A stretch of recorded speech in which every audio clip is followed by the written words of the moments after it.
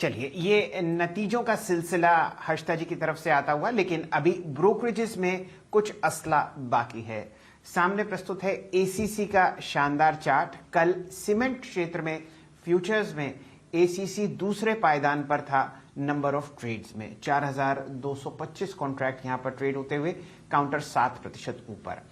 नतीजे यतीन जी जो एसीसी के थे वो शायद बाजार को पसंद नहीं आए। बताइए ब्रोकरेजेस क्या कहती हैं? देखिए शेख जी, ब्रोकरेजेस ने तो टारगेट मेंटेन रखे हैं 2700 के ऊपर, और अगर आप बात करें तो करंट मार्केट प्राइस से 18 से 20% की अपसाइड मेजॉरिटी ब्रोकरेजेस को लगती है। सीएलएसए का लक्ष्य है 2710। देखिए, जो चौथा क्वार्टर है, क्योंकि एसीसी का ईयर एंड होता है दिसंबर में, तो चौथा क्वार्टर इसको मानेंगे। और जो कॉस्ट हमने देखा है खास करके कोयले फ्रंट पे और कोकिंग कोल के फ्रंट पे, वहां काफी सारे सीमेंट कंपनीज का प्रदर्शन वीक रहा है। कंपनी के वॉल्यूम पे लगभग 4% गिरे हैं, लेकिन ब्रोकरेज का मानना है कि लॉन्ग टर्म स्टोरी जो है वो इंटैक्ट है। जेफरीज का भी यही मानना है कि 3% रियलाइजेशन कम हुए हैं, लेकिन अगर आप आगे चलते हुए देखें तो शायद अगर कंपनी अपने केपेक्स को रिवाइव कर सके और आगे चलते हुए अगर सीमेंट के दाम बढ़ते हैं तो काफी अच्छा अपसाइड आपको देखने को मिल सकता है। गोल्डमैन सैक्स का हालांकि न्यूट्रल कॉल है शेयर पे, लक्ष्य है 2400 रुपए। कंपनी का मानना यह है कि जो अंबुजा सीमेंट है वो वैल्यूएशन के लिहाज से काफी बेहतर है एसीसी में, और इसीलिए वो अंबुजा को प्रेफर करते हैं एसीसी के मुकाबले।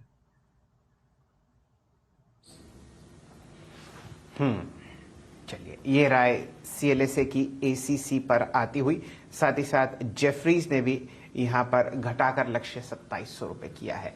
क्या चार्ट और क्या कहता है टेक्निकल व्यू एसीसी पर, वो कुछ ही समय में लेंगे, लेकिन हर्षता जी फिलहाल हमारे साथ स्टूडियो में है।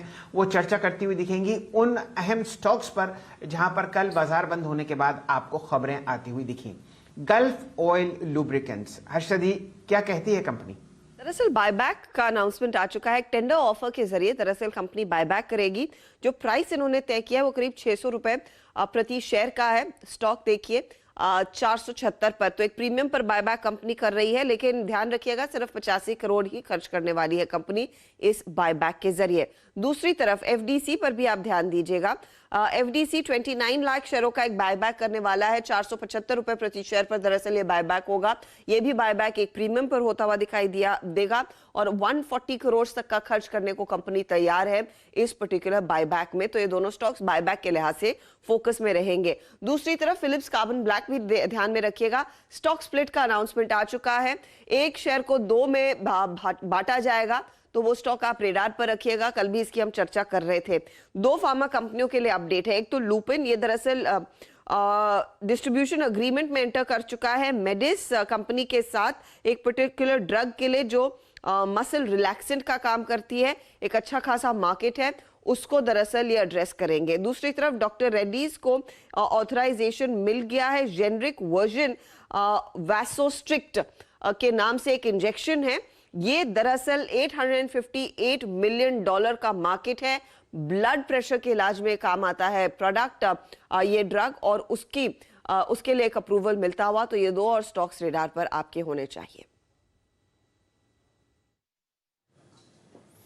ओके, तो हर्षदा बहुत बहुत शुक्रिया आपका। इन तमाम अगर आप देखें स्टॉक्स एंड न्यूज़ को समझाने के लिए भी। डॉक्टर रेड्डीज, एक बार इस चार्ट को डिस्कस कर देते हैं। याद रखिएगा एक ड्रग अप्रूवल की खबर के मद्देनजर इस स्टॉक को कैसे आप अप्रोच करें। लेट्स ब्रिंग डॉक्टर रेड्डीज आपकी स्क्रीन पे। करीब करीब 4368 पे कल क्लोज हुआ था।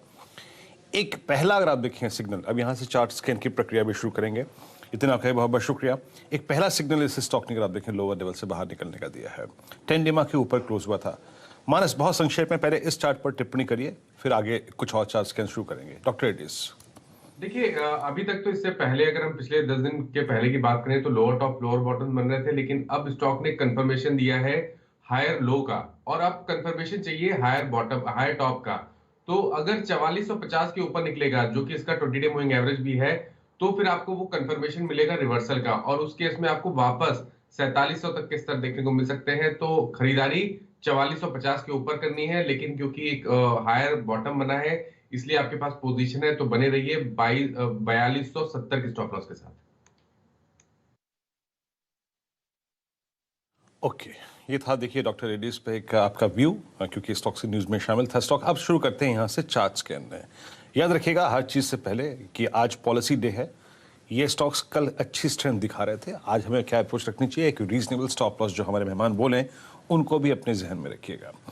लेके आइए कुछ स्टॉक्स। नाल्को आपकी स्क्रीन पे एक स्ट्रॉन्ग मूव लेके बंद हुआ। कोल इंडिया कल का स्टार प्राइस परफॉर्मर था और केमिकल स्पेस पे टाटा केमिकल, एसआरएफ और यूपीएल सेक्टोरियल आधार पर सबसे स्ट्रॉन्ग मूव देखे गया ये स्पेस। राजेश सतपुते जी बताइए, केमिकल में यूपीएल, देन आपका अगर आप देखें टाटा केमिकल लेटर हाफ में इसने सब्सटेंशियल मूव दिया और एसआरएफ तो आशीष जी की कॉल थी। इनमें क्या ट्रेड करना चाहेंगे आप? Huge OI addition chemical space में। जी जी देखिए वीरेंद्र जी, अगर आपको प्योर मोमेंटम देखना है तो मोमेंटम जो जुड़ा है वो है टाटा केमिकल में 970 के आसपास है। कल इसने अपने 960 का जो क्लस्टर था, रेजिस्टेंस था 10-20 डीएमए का, उसको निकाला है। तो इसका जो आज का पहला पड़ा होगा मेरे हिसाब से 990 से लेके 1000 तक का टारगेट यहाँ पे टाटा केमिकल में दिखता है। लेकिन टाटा केमिकल के साथ अगर यूपीएल की बात न की तो होगा नहीं, क्योंकि यूपीएल अपनी इंपॉर्टेंट लेवल पे है। तो अगर आपको ट्रेड लेना है तो यूपीएल पे भी नजर रखे। 776 का आज का ब्रेकआउट लेवल है। अगर ये लेवल निकलता है तो मुझे लगता है टाटा केमिकल स्लो हो जाएगा, लेकिन यूपीएल फास्ट चलेगा। इसका टारगेट बनता है 810 का।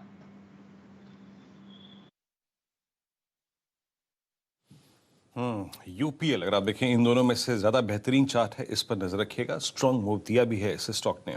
फिर आप लेके आइए एक दो स्टॉक्स और जिनमें ओआई एडिशन काफी स्ट्रॉन्ग हुआ था। देखिए कल शुगर स्पेस में एथेनॉल ब्लेंडिंग को लेकर आप देखें, आपने सीएनबीसी आवाज पर एक बहुत महत्वपूर्ण खबर दी होगी कि एथेनॉल ब्लेंडिंग जो है वो अप्रोक्सीमेटली 11% की रेंज में होगी। लक्ष्मण जी की खबर थी। उसके बाद शुगर स्टॉक्स में जो मूव आया, रेणुका शुगर्स को देखिए, बलरामपुर चीनी को देखिए, प्राज देखिए उस पर रिजल्ट इंपैक्ट था तो उस पर कोई इंपैक्ट नहीं आया, लेकिन बहुत स्ट्रॉन्ग अच्छा आप देखें इन स्टॉक्स का बिहेवियर था।